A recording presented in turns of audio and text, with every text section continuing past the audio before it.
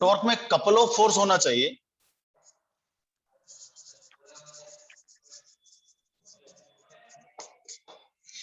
अगर दो फोर्स लग रहे हैं किसी पार्टिकल के ऊपर और पार्टिकल अगर free to rotate about an axis है, तो कपल ऑफ फोर्स क्या करता है, उसमें टॉर्क प्रोड्यूस करता है। आप लोगों में छोटा सा एग्जांपल बताता हूँ। आप लोग कभी सी सो देखा होगा आप लोगों ने, प्रीवियस नॉलेज देखते हैं, पहले की जो नॉलेज देखो यहाँ पर।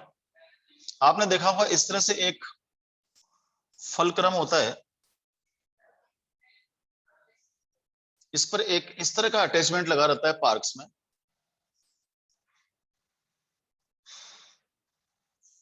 ठीक है, एक बच्चा इधर बैठता है, एक बच्चा इधर बैठता है, और ये ऐसे ऊपर नीचे ऊपर से, इसको बोलते हैं सीसो। ध्यान होगा आप लोगों को। अब ये देखते हैं कि अगर मान लो दोनों सेम मास के हैं, जब तो ये बैलेंस रहेगा। अगर सेम मास के नहीं तो जो फलक्रम है ये यहाँ वैसे सेंटर में नहीं हो सकता। मान लो अपन आपने यहाँ पर एक मोटा सा बच्चा बैठा था, यहाँ पर एक पतला सा बच्चा है, ये तो क्या होगा, नीचे आ जाएगा और ये चल जाएगा ऊपर। सीसो बचपन में पढ़ देखा होगा, आप लोग भी गए होंगे पार्क में।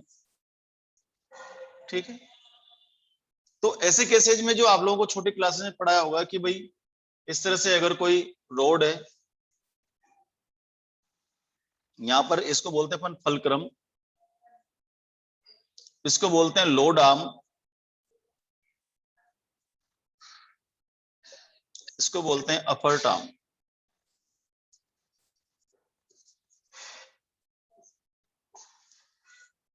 ठीक है, ये तो लोड है, ये लोड आर्म हो जाएगी, ये अफर्ट आर्म हो जाएगी। और इसका जो कंसेप्ट था आप लोगों को सीखा होगा, मान लो अगर ये टोटल एक्स है या टोटल आर है और यहां से एक्स है, तो इसको बोलेंगे अपन आर माइनस एक्स। और आप लोगों को बताया होगा वहां पर छोटी क्लासों में कि load into load arm is equal to effort into effort arm. कुछ आप लोगों ने इस तरह के क्वेश्चंस भी कैलकुलेट किए होंगे छोटी क्लासेस, नोट करो इसको।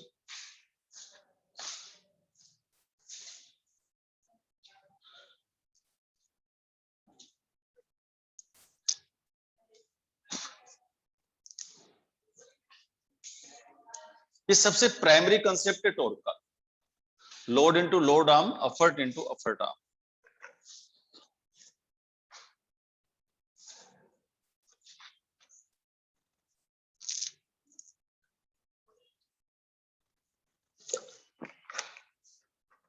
यही कंसेप्ट अब इस चैप्टर में आकर के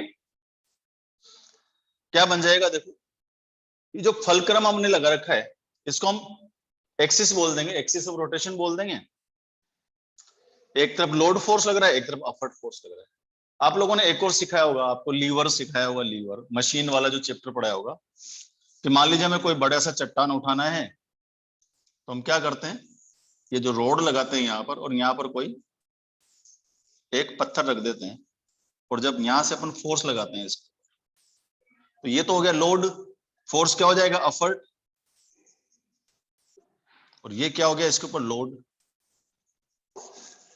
यहां से अपन फलक्रम की पोजीशन डिसाइड करते हैं कि फलक्रम को हम कहां पर लगाएं कि हमें कम से कम एफर्ट लगाना पड़े इस लोड को उठाने के लिए। देखा ऐसा कुछ, निश्चित रूप से देखा होगा। मान लीजिए कोई बड़ा सा पत्थर, उस बड़े से पत्थर को जब मजदूर लोग उसको हटाते हैं तो वो क्या करते हैं, बीच में एक पत्थर रख देते हैं और एक भाले जैसा सब्बल बोलते हैं उसको लगाते हैं, ऐसे नीचे दबाते हैं ऊपर से, तो उड़ जाते हैं। ये सब चीजें देखकर ही इस कॉन्सेप्ट, यहाँ पर टॉर्क का कॉन्सेप्ट आता है कि जब कपल ऑफ फोर्स लगते हैं किसी चीज के ऊपर, तो कपल ऑफ फोर्स क्या करता है, फोर्स का मूवमेंट आता है, फोर्स का मूवमेंट से हमें टॉर्क मिलता है। तो ये तो कुछ प्राइमरी आइडियाज है, इसके ऊपर क्वेश्चन करने की जरूरत नहीं है, आप लोगों को पहले से आते होंगे ऐसे छोटे मोटे क्वेश्चंस। टॉर्क आज हम सीखेंगे, थोड़ा सा इसको हाई लेवल का चीजें सीखेंगे कि टॉर्क कैसे लगता है, क्या होता है, इसके क्या एग्जांपल हैं, और हमारे डेली बिहेवियर में टॉर्क की क्या इंपॉर्टेंस है, वो सब हम सीखने वाले हैं। ठीक है, तो आप सबसे पहले तो वही लिख लीजिए कि what is torque. Torque is moment of force, और टॉर्क के लिए हमें मिनिमम 2 फोर्सेस रिक्वायर्ड होते हैं। मैं कोशिश करता हूं आपको डायग्राम से समझाने की। नोट कर लिया होगा सबने, ये नहीं किया हो तो फोटो खींच लिया करो, स्क्रीनशॉट ले लिया करो। देखो,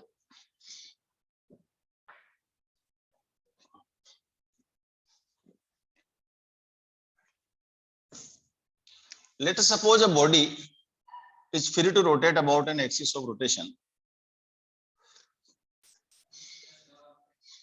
इसको बोलते हैं अपन एक्सिस ऑफ रोटेशन।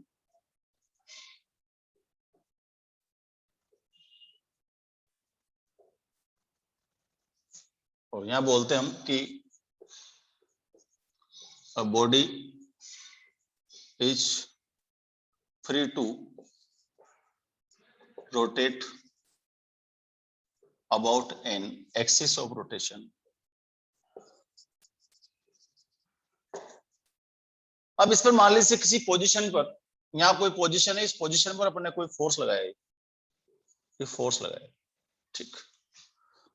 इसकी पोजीशन यहां से आर है, एक्सिस ऑफ रोटेशन से जो पोजीशन है और इसके ऊपर अपने फोर्स लगाया, ऐसे देखो।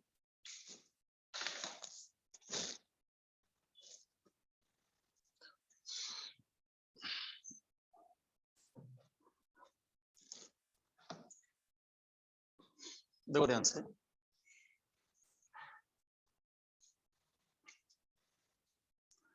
ये एक्सिस ऑफ रोटेशन है, इसके रेस्पेक्ट में बॉडी घूम सकती है, ये बॉडी। अब इसके ऊपर मैंने यहां से फोर्स लगाया है, तो दो फोर्स कौन कौन से हो गए? एक फोर्स तो यहां हो गया एक्सिस ऑफ रोटेशन पर, और एक फोर्स मैंने लगाया एक्सटर्नल फोर्स ऐसे। जैसे मैं इसके ऊपर फोर्स लगाऊंगा, ये body begin to rotate about an axis of rotation, ऐसे ऐसे दौड़ेगा। तो इस फोर्स ने इसको जो मूवमेंट दिया, उस फोर्स का मूवमेंट हमें फाइंड करना है, और ये मूवमेंट ऑफ फोर्स जो होगा, ये क्या होगा? टॉर्क कहलाएगा। देखो इसे,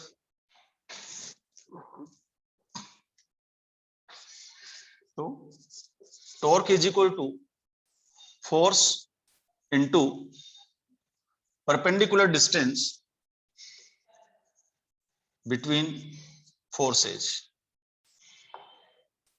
अगर परपेंडिकुलर डिस्टेंस निकालने, मुझे कैसे निकालूंगा? देखो ध्यान से, ये फोर्स की एक्टिंग लाइन है, यहां से परपेंडिकुलर ड्रॉ कर दो इसके ऊपर। ये 90 डिग्री का एंगल हो गया। मान लो अपन ने यहां से इसको थीटा पर लगाया, तो ये भी थीटा हो गया।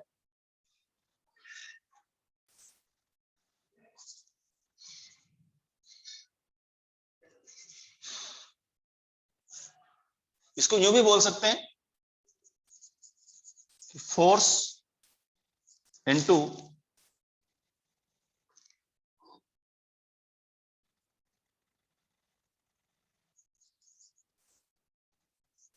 perpendicular drawn on acting line of force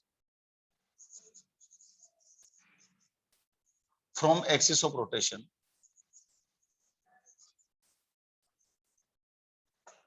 axis of rotation से इस पर जो परपेंडिकुलर ड्रॉ करेंगे, उसकी लेंथ OQ, और OQ आप इजीली फाइंड कर सकते हो बेटा। देखो,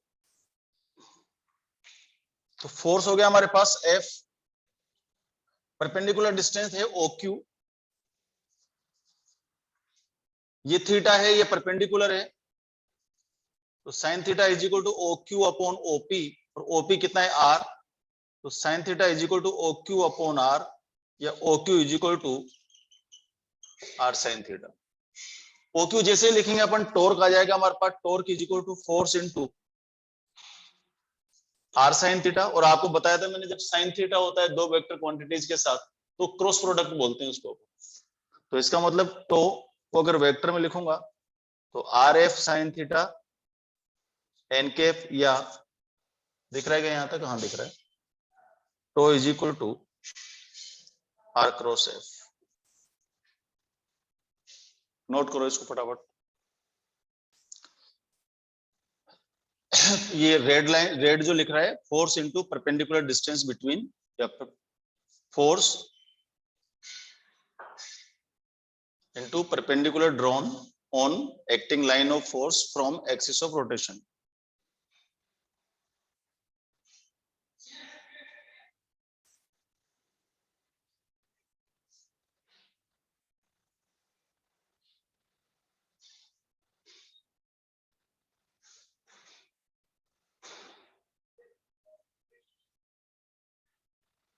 एक और तरीका बताता हूं इसका। तो एक्टिंग लाइन ऑफ का आगे का क्या है sir? Acting line of force from axis of rotation.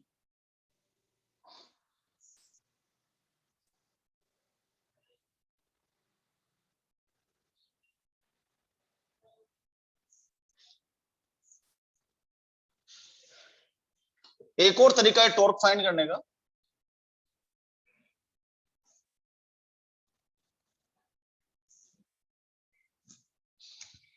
मान लो ये बॉडी है, ये एक्सिस ऑफ रोटेशन है जिसके रेस्पेक्ट में घूम सकती है। फोर्स लगाया मैंने इसके ऊपर परपेंडिकुलर ऐसे एफ, और ये परपेंडिकुलर डिस्टेंस होगी आर। ठीक है, तो इस फोर्स का ये जो कंपोनेंट होगा, देखिए इधर ये ऐसे था एफ, ठीक है, यहां से थीटा एंगल पर था, तो ये फोर्स का ये कंपोनेंट क्या हो जाएगा, एफ कोस थीटा। ये कंपोनेंट क्या होगा, एफ साइन थीटा। तो torque is equal to force यानी कि F sine theta into perpendicular distance, तो वापस वही torque is equal to F R F sine theta. ये दूसरा तरीका है, ऐसे भी निकाल सकते हो। तो इसका मतलब टॉर्क के लिए कम से कम दो फोर्स चाहिए हमें, कपल ऑफ फोर्स चाहिए, और उसमें फोर्स का मोमेंट हम निकाल सकते हैं, that is known as torque.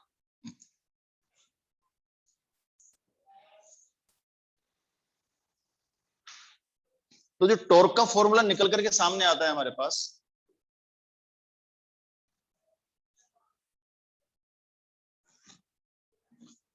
कि tau is equal to R cross F, या भी बताया मैंने, R F sine theta n के। अब अगर मान लो थीटा इज इक्वल टू 0 कर दूं, यहां देखो जरा, अगर थीटा 0 कर दूंगा, ऐसे देखो, अभी मैंने एक पेन बना के बताया था आपको, ऐसे दिख रहा है ना, यहां देखो, अभी मैं ऐसे फोर्स लगा रहा था, थीटा 0 कर दिया, मतलब इधर लगा रहा हूं मैं फोर्स। अब इधर लगाऊंगा तो ये घूमेगा क्या, नहीं घूमेगा। अगर इधर को 0 डिग्री पर फोर्स लगाऊंगा तो ये बॉडी रोटेट नहीं होगी। लेकिन अगर मैं इसको 90 डिग्री पर फोर्स लगा दूं ऐसे, तो इसके ऊपर मैक्सिमम टॉर्क लगेगा, ऐसे 90 डिग्री पर किसी एंगल पर लगाया, इसका एक कंपोनेंट कोस वाला गया, एक साइन वाला हो गया। इसका मतलब साइन वाला जो कंपोनेंट फोर्स का, वही टॉर्क के लिए रिस्पॉन्सिबल है, इस बॉडी को रोटेट कराएगा एक्सिस ऑफ रोटेशन के रेस्पेक्ट में। तो अगर मैं बोलूं if theta is equal to 0, sin theta is equal to 0, तो torque will be 0, and if theta is equal to 90 degree, sin theta is equal to 1, torque is equal to RF maximum। इसका मतलब हमें torque maximum चाहिए, torque maximum चाहिए तो हमें theta कितना लेना पड़ेगा, 90 डिग्री लेना पड़ेगा। 90 डिग्री पर आप फोर्स लगाइए और वहां पर मैक्सिमम टॉर्क आपके पास आ जाएगा। अभी मैं आपको एग्जांपल देता हूं तो शायद आपको ध्यान आएगा कि टॉर्क कहां कैसे यूज होता है।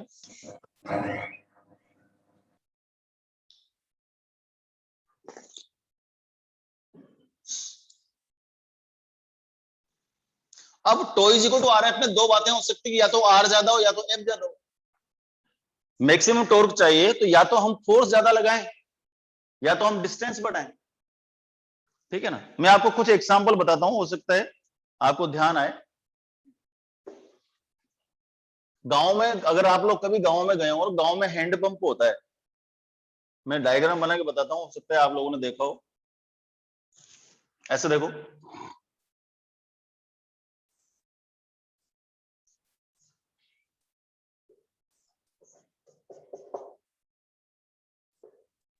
यहां पर एक अंदर एक रोड लगी होती है, ऐसे एक पुली टाइप होती है, और पुली से ऐसे ये डंडा लगा होता है। यहाँ एक पिस्टन होता है, पिस्टन जैसे इसको दबाते हैं तो ऊपर जाता है, ऊपर जाता है तो यहां से पानी आता है इसमें। देखो यहां फोर्स लगाते हैं, आपने किसी ने यहां पर फोर्स लगाते देखा है कभी, नहीं लगाते, दबेगा ही नहीं। यहां फोर्स लगाएंगे तो और ज्यादा फोर्स लगाना पड़ेगा, लेकिन अगर यहां पर आप फोर्स लगाते हो तो हैंडपंप इजीली नीचे आ जाता है। यहां से किसी को दबाते देखा गया, यहां से दबेगा ही नहीं है। यहां लगाएंगे तो ज्यादा ताकत लगानी पड़ेगी, लेकिन अगर यहां फोर्स लगाता हूं मैं, उसके लास्ट पॉइंट पर अगर फोर्स लगाता हूं तो इजीली इसमें से पानी आने लग जाता है। हमें कम फोर्स लगाना पड़ता है। तो अगर मैं मान लो फोर्स कम यूज करना है, हमारा एफर्ट कम यूज करना है, तो हमें क्या करना पड़ेगा, डिस्टेंस बढ़ानी पड़ेगी, क्योंकि डिस्टेंस बढ़ने से टॉर्क बढ़ जाता है। देखो tau is equal to R करो सेफ है, तो या तो मैं फोर्स ज्यादा लगाऊं या तो मैं डिस्टेंस बढ़ाऊं। तो डिस्टेंस तो बढ़ाना आसान है ना, फोर्स फोर्स तो जितना उतना है। मुझे मान लो मैं एक छोटा बच्चा हूं और छोटा बच्चे को हैंड पंप को चलाना है, तो वो ऐसा थोड़ी ऊपर लटकेगा ना, वो उससे कहेंगे बेटा नीचे वाला छोड़ है, इसको ऐसे के पकड़ के खींच तो तेरा ठीक हो जाएगा, नहीं। तो इसका मतलब अगर टॉर्क मैक्सिमम चाहिए तो it is the product of R and F, इधर यू इंक्रीज द आर और यू इंक्रीज द फोर्स। ये हैंड पंप इसका बहुत अच्छा एग्जांपल है। तो फोर्स तो हमारा परपेंडिकुलर हो गया, ये फोर्स हो गया, और ये होगी आर, इसको बोलते हैं अपन अपर आर्म। दूसरा देखो, एक और याद दिलाता हूं तुम्हें,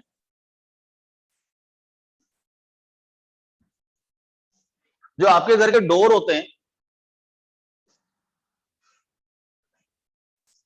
ये डोर का एक्सिस हो गया, ठीक है, एक्सिस ऑफ रोटेशन डोर का। आपने देखा हो ये जो हैंडल है, यहां पर हैंडल लगाया जाता है दरवाजा खोलने के लिए, एक्सिस ऑफ रोटेशन से इसकी डिस्टेंस ज्यादा रखी जाती है। यहां कोई हैंडल लगाता है क्या बीच में, नहीं लगाता, क्योंकि यहां से अगर अपन इसको खींचते हैं बाहर तो ये इजीली एक्सिस ऑफ रोटेशन के रेस्पेक्ट में घूम जाता है। फोर्स लगाया, परपेंडिकुलर डिस्टेंस ज्यादा है, इजीली दरवाजा खुल जाए। लेकिन अपन सोचेंगे यहां से पकड़ के दरवाजा खोलें, इसके पास में, तो पॉसिबल नहीं है। तो अगर अपन को टॉर्क ज्यादा चाहिए तो आर एफ को डिक्रीज करना है तो आर को आपको इंक्रीज करना पड़ेगा। This is the concept of torque. देखो आपने देखा हो, अगर इसे देखो, आटा चक्की जानते हो, आटा चक्की गेहूं पीसने की, पुराने जमाने में महिलाएं घर पे गेहूं पीसा करती थी ऐसे ऐसे करके।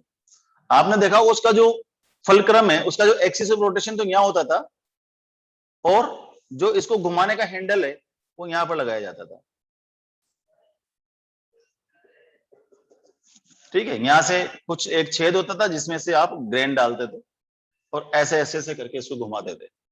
बोलते जेल में चक्की पीसेगा, तो चक्की ऐसी होती थी वो पहले, जो हाथ चक्की बोलते थे इसको। तो इसका जो हैंडल है, इस एक्सिस ऑफ रोटेशन से इस हैंडल की डिस्टेंस हम बड़ा करके रखते हैं ताकि उसको इजीली घुमाया जा सके। हैंड पंप हो गया, डोर हो गया, ये हो गया। स्क्रू ड्राइवर देखो, स्क्रू ड्राइवर का जो हैंडल होता है उसको मोटा बनाते हैं अपन ऐसे, ठीक है ना। और बताता हूं एग्जांपल, देखो आपने अगर सुना हो तो, वो पोटर होते हैं जो मिट्टी के बर्तन बनाते हैं, उनका एक बड़ा सा पहिया होता है, एक व्हील होता है, उसका पत्थर का होता है। उसमें जो एक्सिस ऑफ रोटेशन होता है वो सेंटर में रखते हैं, और बीच में एक गड्ढा होता है, उस गड्ढे को ऐसे करके लकड़ी फंसा करके ऐसे घुमाता है वो। ऐसे घुमाने के बाद में बीच में जो मिट्टी होती है उसको ऐसे ऐसे करके शेप देता है, वो लगातार घूमता रहता है, रोटेशन करता रहता है। उसको बोलते हैं अपन कुमार का चाक। यहाँ क्या बोलते हैं मराठी में मुझे नहीं पता, बाकी हमारे यहाँ उसको चाक बोलते हैं। जो कुमार होते हैं ना, वो ऐसा चाक रखते हैं, एक लंबा सा डंडा लेते हैं, उसे 2-3 बार घुमाते हैं, भैया लगातार रोटेशन मोशन करता रहता है और वो मिट्टी पर शेप देता रहता है। तो ऐसे a lot of examples of the torque, ठीक है ना। तो टॉर्क के लिए क्या चाहिए हमें, टॉर्क के लिए, टॉर्क अगर मैक्सिमम चाहिए तो या तो हम आर को इंक्रीज करें या तो हम एफ को इंक्रीज करें, क्योंकि हम एफ एक सीमित मात्रा में लगा सकते हैं। ये ऑप्शन अगर हमारे पास खत्म हो जाता है तो हम क्या करते हैं, आर को बढ़ा देते हैं।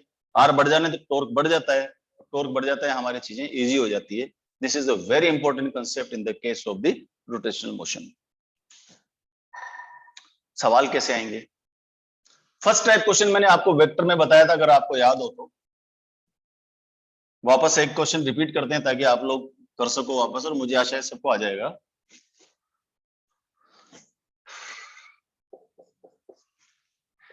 A force F is equal to 3ik plus 4jk plus 5kk Newton is applied at position vector at position r is equal to I cap minus j cap plus 3kk meter on a body which is free to rotate about an axis of rotation. free to rotate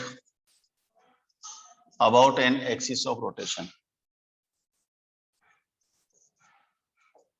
Find torque of force.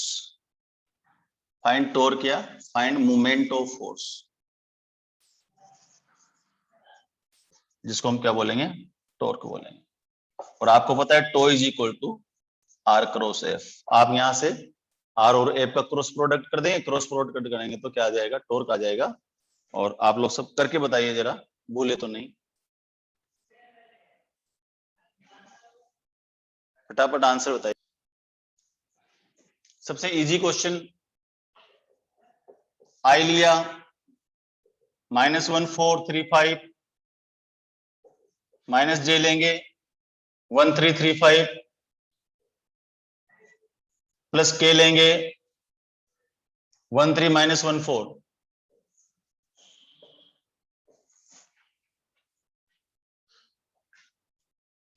Om answer दो बेटा.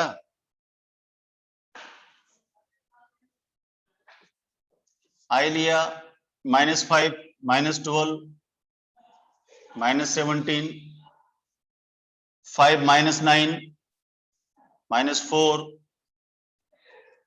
4 + 3 7 -17 आई के plus 4 जे के plus 7 के. Very simple question. इसका magnitude निकालना है. आप लोग जानते हो मैग्नीट्यूड कैसे निकलता है टॉर्क का? √of -17 square 4 square 7 square. इसको सोल्व कर देना, टॉर्क आ जाएगा न्यूटन इंटू मीटर में. यूनिट हो जाएगी इसकी न्यूटन इंटू मीटर, क्योंकि tau is equal to R into F है.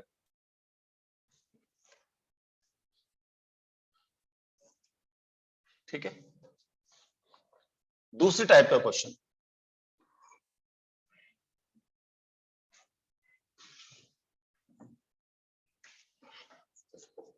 Find torque on a body which is free to rotate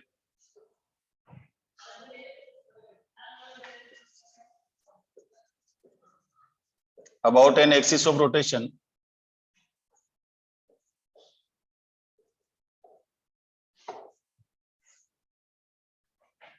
if force 20 Newton is applied at 20 centimeter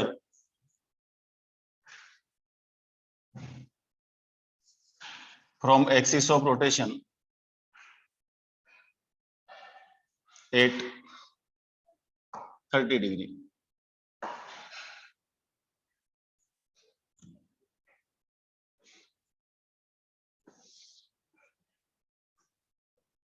formula based question है, सबको आ जाएगा. Tau is equal to R F sine theta.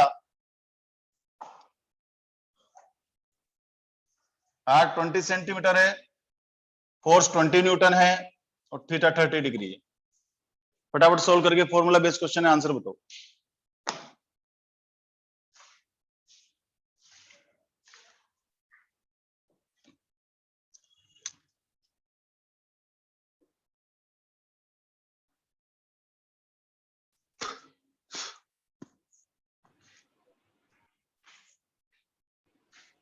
Newton per meter.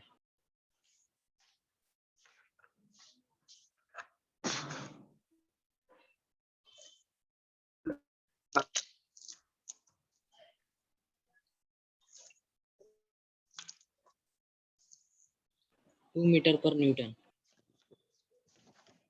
कौन बोला? महेश बोला. कितना आया? 2 metre पर मीटर.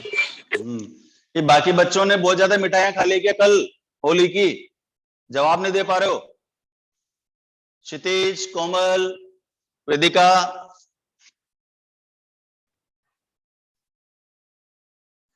ज्यादा होली खेल ली क्या तुम लोगों ने?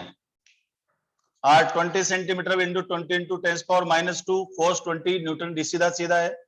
साइन 30 की वैल्यू क्या होती है? हाफ. हाँ ये 10 हो गया, ठीक, आया सर। आया बेटा।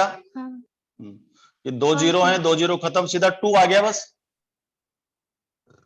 हाँ हाँ 2 न्यूटन इंटू मीटर।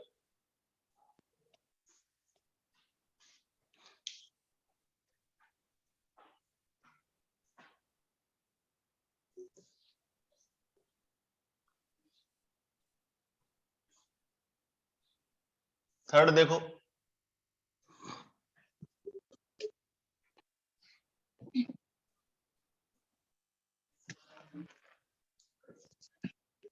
देखो ये कोई बॉडी है free to rotate about an axis of rotation, इसके पोजीशन वेक्टर है r is equal to I cap plus 2j cap minus 3k cap, और यहां पर मैंने फोर्स लगाया है 30 newton. Moment of force is, अब फोर्स वेक्टर में नहीं दे रखा है, सीधा r दे रखा है, तो r का मैग्नीट्यूड निकाल दो पहले, तो is equal to R F लिखोगे, ठीक है। एफ सीधा सीधा दे रखा है आपको 30 न्यूटन, और आर का मैग्नीट्यूड निकाल दो, मैग्नीट्यूड निकालना आपको आता है 1 स्क्वायर 2 स्क्वायर माइनस 3 स्क्वायर, यहां से आर निकालो, एफ तुम्हारे पास है, सीधा पुट करो और आंसर दो।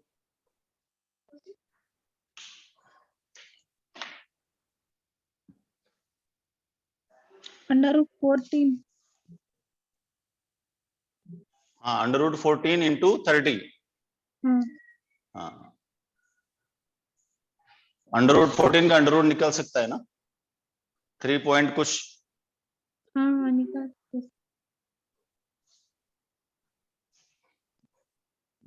ओके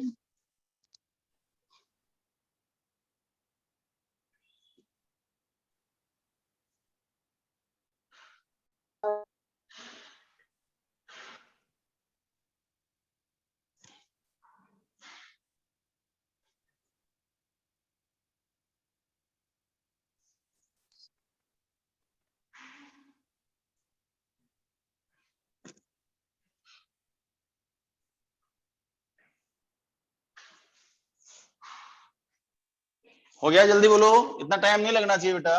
√14 इंटू 30, 14 का रूट क्या होता है, रूट निकालना सिखाया था ना मैंने एक बार आपको।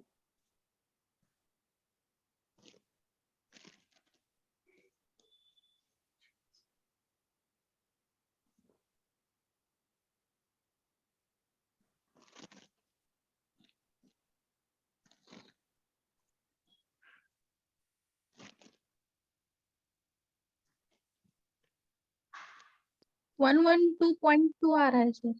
हाँ ठीक है, बिल्कुल सही है, न्यूटन इंटू मीटर। न्यूटन। देखो एक और तरीका देखो, a rod is free to rotate about an axis of rotation, a rod of length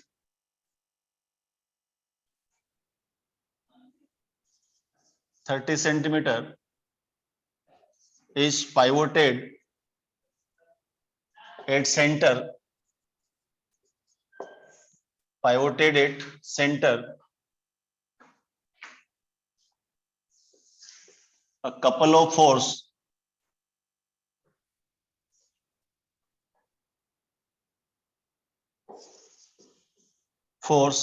10 Newton each applied at ends of rod, ठीक है, torque is,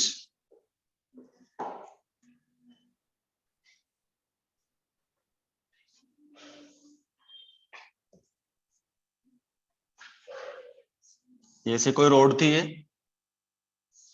ये एक्सिस ऑफ रोटेशन है, ठीक है, एक फोर्स इस पर इधर लगाया, ये कपल ऑफ फोर्स है, ईच 10 न्यूटन है,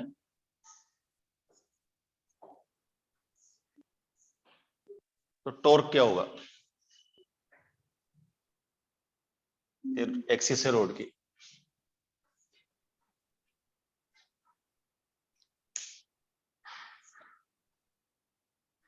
क्या होगा टॉर्क बताओ जरा।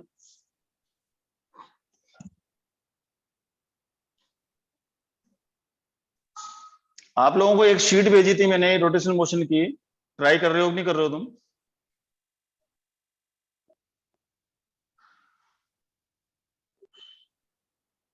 Newton.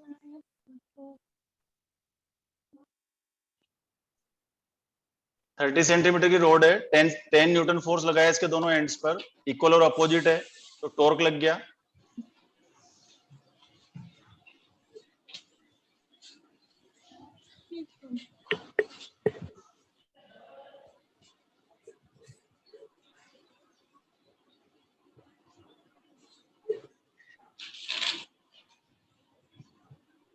क्या लिखोगे टॉर्क? 10 इंटू 15 लिखोगे या 10 इंटू 30 लिखोगे?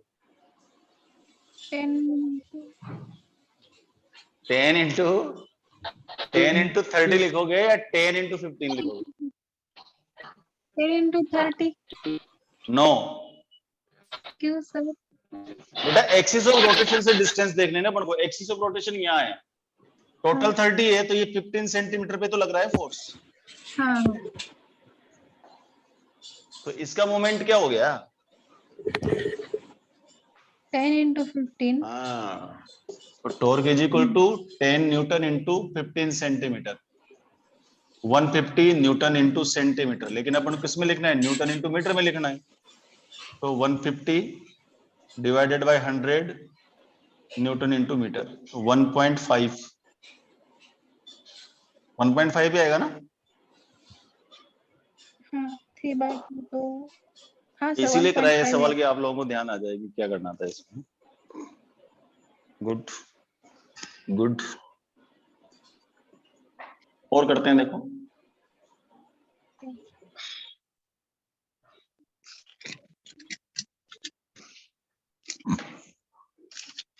देखो, ये कोई सीढ़ी है, इस पर अपन को टॉर्क निकालना है।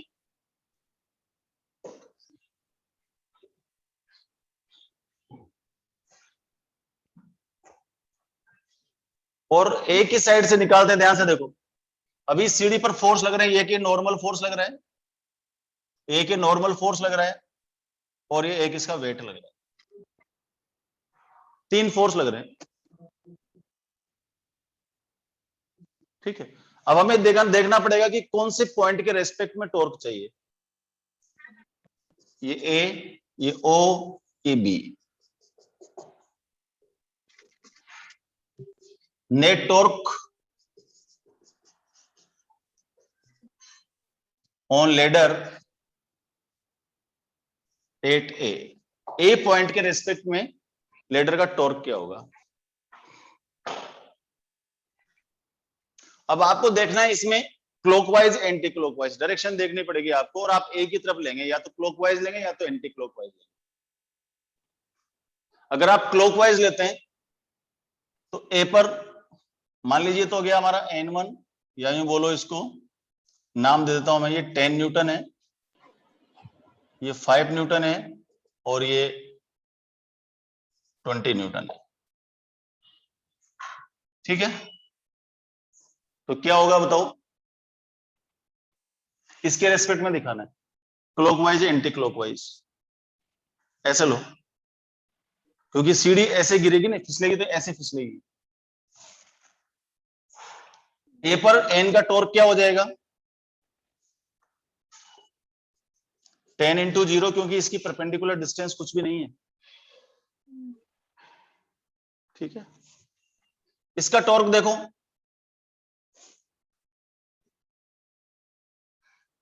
इसका टॉर्क देखो, ये मान लो पूरी एल है, तो ये कितने हो जाएगी? L/2, ये हो जाएगी L/2। अगर ये 20 सेंटीमीटर है टोटल, तो ये कितना हो गया इसका? ये वाला, यहां से डिस्टेंस देखो, इस फोर्स की परपेंडिकुलर डिस्टेंस यहां लग रहा है ये कितना होगा? अगर ये L/2 है, यानी कि 10 सेंटीमीटर है, तो ये अगर थीटा है 30 डिग्री, तो इसका टॉर्क क्या हो जाएगा?